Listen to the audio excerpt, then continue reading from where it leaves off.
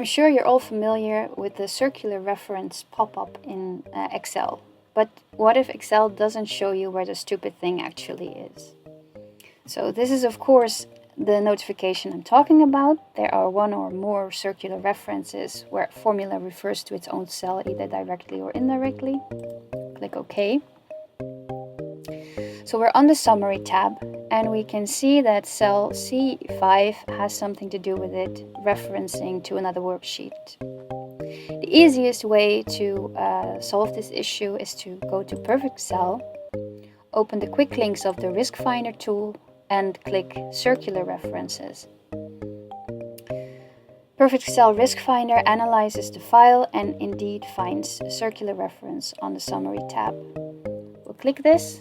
We'll see a screenshot of the location that we just examined, and here we see that indeed cell C5 on the Summary tab references cell C6 on the Expenses tab, which in turn refers back to Summary C5. So let's go to this location by clicking this link, and indeed we see that cell C6 is referencing back to cell C5 on the Summary tab. Now if we examine the cells on the side, to the left and to the right, we see they contain sums, and we can conclude that probably here is supposed to be a sum as well.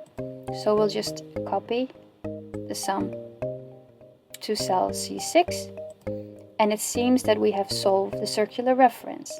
Let's go back to the Risk Finder tool, and indeed it says nothing found for inspection circular reference.